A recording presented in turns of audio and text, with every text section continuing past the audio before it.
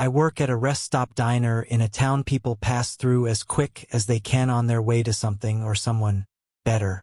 It's called Lucky's, which is a little ironic because if you've ended up here, you're anything but. If you stay too long, the dust settles. Working at Lucky's, you never see the same license plates twice, or faces for that matter. I've lost count of the amount of times the answer to my "where you heading?" has been anywhere but back. The lights flicker more often than not, and the jukebox sometimes spits out songs that aren't on the index cards. But the coffee's hot, and most people who try them say the pancakes are the best they'll ever have, and I'm inclined to agree. The embroidered name tag on my uniform reads Isabella, but that ain't even close to my real name. It was my mom's. Lucky's has been here a long time. I wear it because I like hearing her name said by other people. It's like she's still here, still coming up in conversation. Like she might walk through the door any second and isn't buried in the cemetery just past the strip club. Lucky's is also always open. Always. Working long shifts serving drifters and truckers and runaways, those who have become impermanent out on the highways, you get to know how to read people pretty quick. When you move around that much, always on the road, you leave parts of yourself behind sometimes, lost between the miles. Sometimes people are just driving because there's nothing else left to do. Working at Lucky's, I've seen all sorts of lost things. I once saw a man hit a deer with his truck and pull over to bury it in the red dirt. Digging as the sun went down, tears a steady flow down his face as he fought the ground to cover up what he had done. I once had a man I recognized from the news leave me a blood-stained $20 as a tip, sad-eyed in a denim jacket that barely hid the gun taped to his ribs. I once saw a one-armed girl no more than 16 stand up on the roof of her car and sing, until a coyote came and sat in front of the hood, howling along.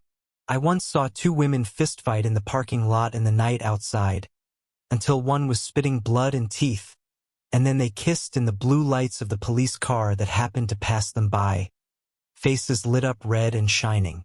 I've seen the highway on fire, lines of flames between tires as the asphalt set itself alight in the heat. I've seen roadside baptisms, preacher pulled up with a van and a kiddie pool. I've seen things walking out in the desert just beyond reach of the neon sign for the motel that don't look quite like people, shifting out in the blue night. I met a woman who showed me a photograph of the place she was buried. I often meet people who you talk with a while until their faces start to flicker. Can't quite hold up the pretense that long. I've met people who have to be invited inside before they can cross the threshold. I've met some lovely members of a sacrificial cult who tipped well and were oh so polite, even when they asked me if I'd consider letting them harvest me. But this is a story about, well, you read the title. It was a Friday and I was working a night shift. I prefer nights because when I drive home I can pretend for a while that I'm going to follow the taillights of the car in front until I leave everything in my rearview mirror, until it gets light and the desert changes to ocean. Like if I rolled my windows all the way down, I'd taste salt on the air. That, and I'm one of the only waitresses, shall we say, qualified to deal with the night customers. Besides, tips are always better when the moon is out. We only have 3 true regulars in Lucky's, and only 2 had showed so far. Rosemarie, our first and most frequent regular, was sat by the window in her brown fur coat, always drawn about her shoulders come rain or shine. Not that it ever rained here. Her hair was long and white down her back, like the moon through a glass. She waved over to me, gracing me with a wink that made her crow's feet deepen, all the more beautiful for it. Rosemarie liked whiskey in her tea. Sometimes, she fed cake crumbs to the voodoo dolls she carried in her pockets. She was also a chronic insomniac and liked the company of Lucky's when sleep was hiding from her. She continued to shuffle through the deck of cards she had already set up on the tabletop. I watched her thumbs flipping over 2 jokers. Rosemarie liked to divine the future when she had the time. She used a frayed pack of hotel playing cards, and if she was in a good mood she'd read your coffee grounds. I didn't ask her too much, because those coffee grounds had a startling way of coming true. Table 6 was empty and spotless as usual. It was the only table without a salt shaker, and the only one I never placed cutlery on. Only one person ever sat there. Our second regular, Jones, was sat in his usual booth, dregs of his black coffee held tight between his hands, badge resting on the table. He had his eyes closed, head bent down like he was repenting, steam curling off the lip of the mug and wrapping round his fingers. Jones was my favorite of our customers, not that I'd ever tell him. I walked past the booth and slid a bowl of sugar packets along the tabletop until it hit the mug with a soft clink. He jumped, reaching for his holster out of habit, until his eyes focused and he saw me. He smiled, embarrassed, and it changed his face, dragging him back to life.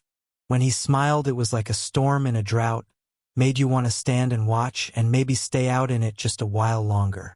I wanted to put my hands over his where they had resumed their place on the mug, to feel the second-hand heat through his palms. Sometimes I can sense the sad in people just by the feel of their skin. They carry it around with them, bone deep, trying to hide it from the world.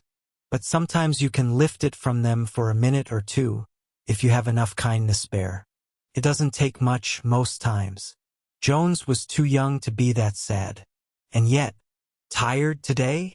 I gestured with the coffee pot to his half-empty cup.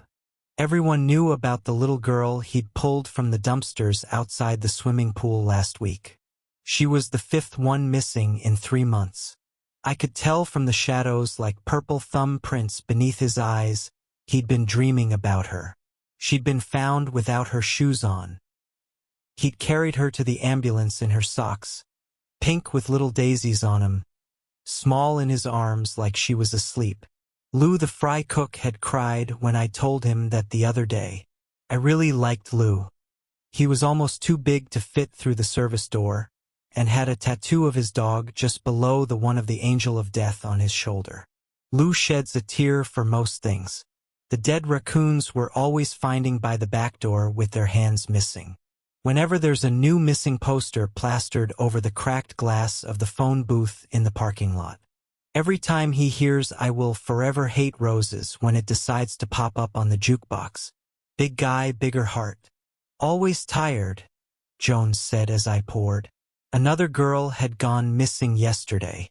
As I poured, I made sure to brush his thumb where it rested on the cup handle with the inside of my wrist, lifting out that sadness as far as I could. He smiled up at me, shy, and I smiled back before I could stop myself. I walked on to the next booth, 2 truckers with faces that had seen too much sun. One was showing the other the photos of his new baby in his wallet. He had tobacco-stained teeth, a scab on his cheek and wind-chapped lips, and his smile was the most beautiful damn thing as he talked about his kid. Lit up like Christmas morning. He showed me too as I refilled his coffee, and I stayed and talked to them a while. The other trucker, with gold-backed teeth, told me how he'd used to drive pigs, but couldn't handle the guilt when he handed them over to the slaughterhouse. Said he'd look right into their pink faces through the slats and their eyes looked right back, bright and pleading like they knew what he'd done. Said he still dreamt about them. Now he drove freezers of seafood, specialty deliveries for fancy hotels. He'd never seen the ocean. Lou slammed the bell from the depths of the kitchen and I got back to work, taking orders from a woman with a Labrador who ordered hot dogs for them both, and 3 teenage boys in their blood-stained varsity jackets in the corner, who had $10 between them and asked for as many waffles as they could get. They often came in on full moons, leaving their bikes chained up in the parking lot. They were always hunting something with their baseball bats, backpacks filled with bullets and their daddy's guns. But they were nice kids, so I always gave them extra scoops of ice cream. Besides, I knew they needed the energy because when they were hunting they had to run fast. Real fast. There used to be 4 of them. I cleared the table from the 2 women at the next booth on my way back. They looked to be twins, both dressed in long silk skirts and hiking boots, red hair piled up messy on top of their heads. Neither acknowledged me, not out of rudeness but because they were too preoccupied, packing up their bags, overspilling with maps and notebooks. I spied a roll of duct tape and a bottle of vodka in there too, along with some stakes and crucifixes. They were deep in conversation, waving their hands, and I caught a little of it as I stacked their empty glasses, lipsticked round the rims. I know where I buried him, Sylvia dash. You don't know Jack's hit. We dug for hours and dash. My mom always taught me eavesdropping was rude, so I left them to it and headed into the kitchen. But I got the sense that wherever they had left, whoever he was, he certainly wasn't there no more. I felt like telling them, but like my mom said, it's not polite to listen to other people's conversations. You never know what you'll wish you hadn't heard. Lou was dancing to the radio, swaying his hips to Sugar Hill as Dolly sang down the wires. He waved at me with the spatula he was using as a microphone. Carlos handed me a plate of pancakes. Carlos had worked here so long he'd known my mom, and was the only one who knew my real name. He sometimes came with me on the weekends to change the flowers on her grave. He always brought her desert flowers, growing from the same earth she was. Carlos was also the only one who knew the recipe for the Lucky's pancakes, and the only one that could cook them right. On days when he wasn't working, we had no pancakes. Simple as, that was just the way it went. I'd learnt that the hard way, but that's another story. Along with the pancakes came a warning. He's back. He gestured through the doors. Table 6. Our final regular had showed. It had been a while since he'd been around. I hadn't even seen him come in, but that wasn't unusual. He moved in mysterious ways. I raised an eyebrow. Shit. Carlos raised one back. Oh shit. He tossed me the salt with a grimace, and I filled the pockets of my apron. Lou banged around in one of the staff lockers for a moment, until he emerged triumphant, waving a Bible that had definitely seen better days. He placed it on the counter next to the syrup jugs and flipped to a random page. We leant over his huge shoulders to read what it said. Keep far from a false charge, and do not kill the innocent and righteous, for I will not acquit the wicked. Lou shrugged and patted me on the shoulder. I don't get paid enough for this shit. I took the pancakes to table 6, which had been empty the last time I'd looked. It was now very much occupied. The man sat at table 6 was smiling as I walked over. If you could call it a smile. It was more like rictus, lips straining deep red at the corners of his face. His eyes kept darting from side to side, too fast to count, like his pupils couldn't make up their mind where they should be. His hands shook as I got closer, hovering like flies on a carcass. I tried to lean as far away from him as I could as I placed the plate on the tabletop, but as I pulled my hands away he darted his neck out fast, whipping his head up and tilting his face towards me. He sniffed in, hard, eyelids fluttering. He giggled, shrill like it was stuck on the roof of his mouth. I recoiled, trying to hide the urge I had to run back to the kitchen. There's something about hearing a grown man giggle that makes the skin crawl. Can I get you anything? I asked, faking bright. I'd take your name. He gripped one of the pancakes in his fist, turning it to mush. I tapped the name tag on my uniform.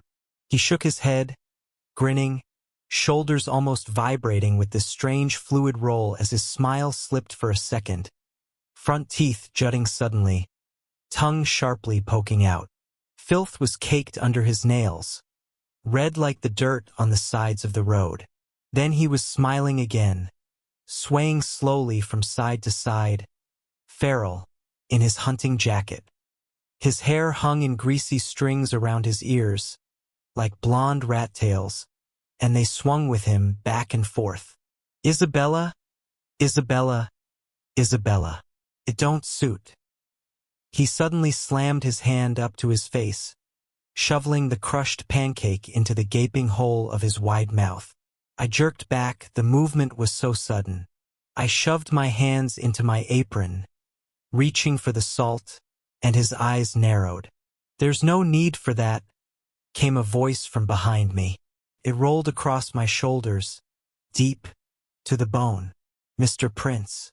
I turned to face our third regular, relief mixing with fear in a swirling pit in my chest. Kinda like that feeling you get at a fairground in midsummer when you've been on a carousel too long, and part of you knows you need to get off, but the other part doesn't want to leave because you know as soon as you stand still you're going to be sick. Mr. Prince had that effect on people.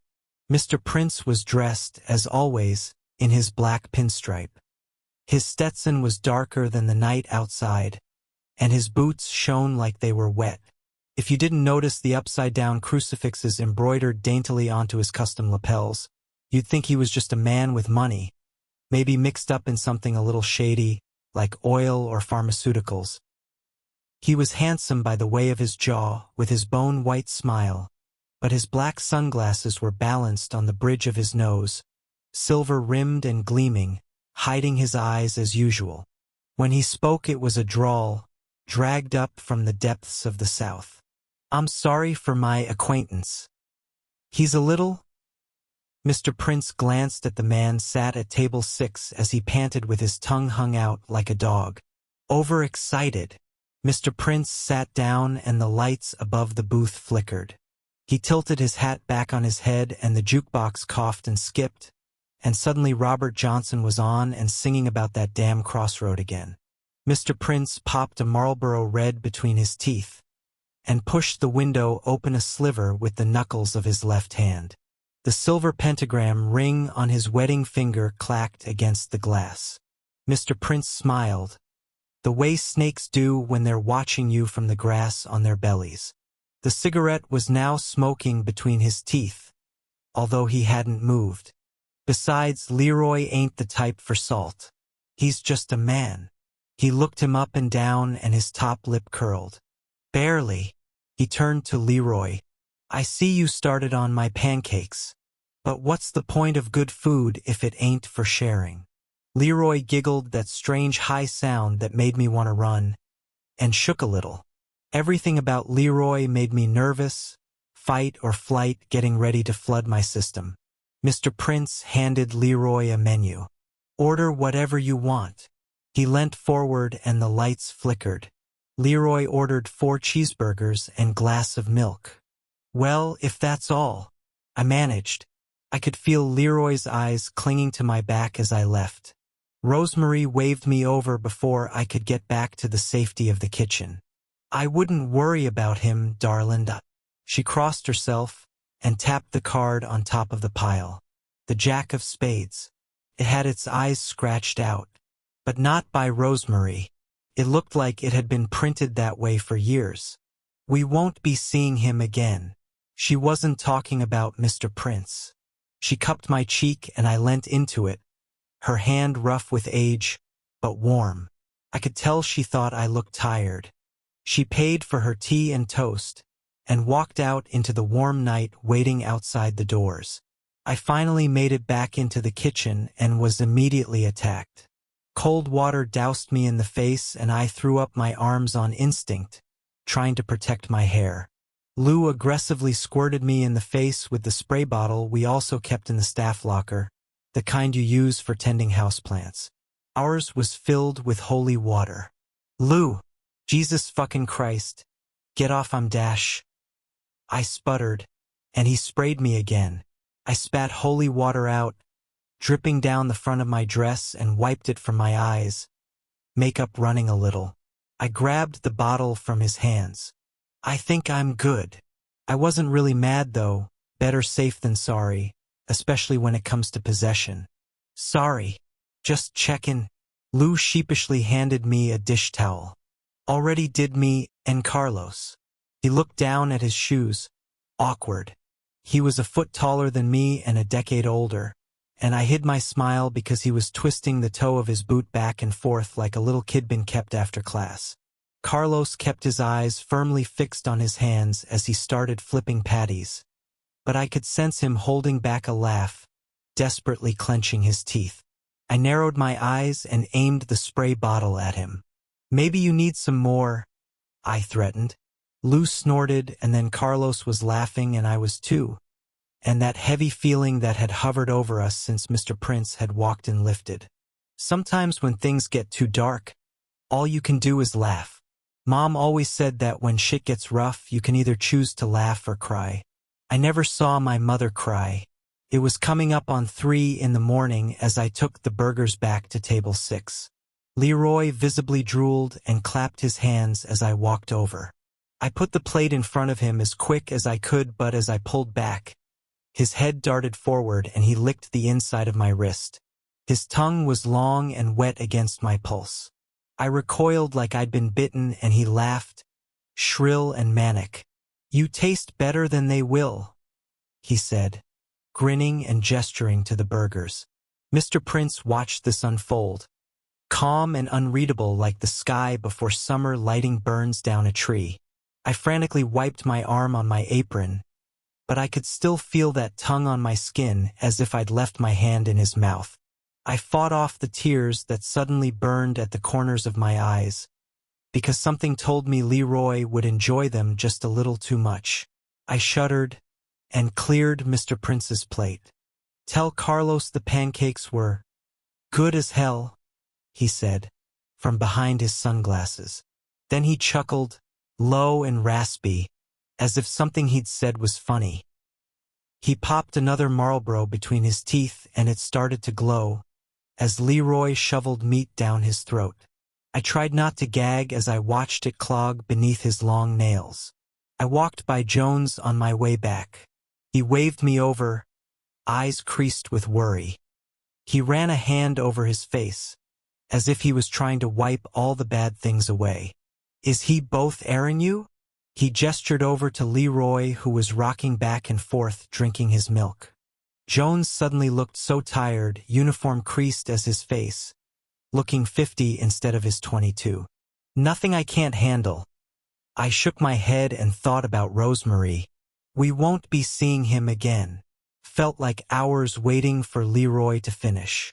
I took the order of a man with a butterfly tattooed on his neck, and some truckers pouring Jim Beam into their coffee. They asked me for an extra cup, which they placed at the empty seat on their table. "For absent friends," they said. I cleaned down the countertop, restocked the sugar packets, and took out the trash, ignoring the man in the rabbit mask that often waits out by the dumpsters. As long as you don't look at him, he doesn't bother you. I refilled coffee cups and took the orders of the large group of biker girls that came in, leather-clad and road-weary. At 3:03 a.m., Mr. Prince stood. Leroy had licked his plate clean and was sitting still, staring up at him with his teeth bared in a smile, hands gripping the tabletop so hard his knuckles were going white as milk. Mr. Prince handed me a roll of bills wrapped in black plastic that I knew better than to count. He tipped his hat. "See, Leroy, we all gotta pay eventually," he said. He leaned in and spoke softly. "For I will not acquit the wicked." He smiled. He held out his hand to Leroy, palm flat, waiting. Leroy's hands shook as he reached into his hunting jacket and pulled out a pair of shoes. A child's shoes, small enough that both could fit in one hand. Little pink sneakers, dirty, with brown stains on the toes that I knew could only be one thing. Mr. Prince considered them a moment, under the lights, and shook his head. He seemed like he was sorry, before he handed them to me. "For your man over there. Tell him to dig deeper where they looked last." He nodded to Jones, who was watching us, his badge gripped in his hand. But Jones knew better than to come over. Mr. Prince turned to Leroy and grinned around his cigarette. "We've got a ways to go. The road we're talking. They say it's paved with good intentions." He chuckled, and I felt sick to my stomach. He took Leroy's hand, like a child, and they walked out into the night, warm and waiting. The doors swung shut behind them, even though nobody had touched them. The jukebox sputtered, and Chris Ray was on, singing about that road again. I placed the shoes on the table by Jones' empty coffee cup and passed on the message. He sat still for a long time after, just watching them on the tabletop, trying not to cry or scream or punch a hole in the plaster. All I could do was refill his coffee, because when someone is trying to hold themselves together like that, there's nothing left to say. My shift ended, and I drove myself home, following the taillights in front of me. I knew when I woke up it would be dark, and it would be time for my next shift. But for now, I just drove, dreaming about the ocean and watching the sun come up, like it always does, despite everything.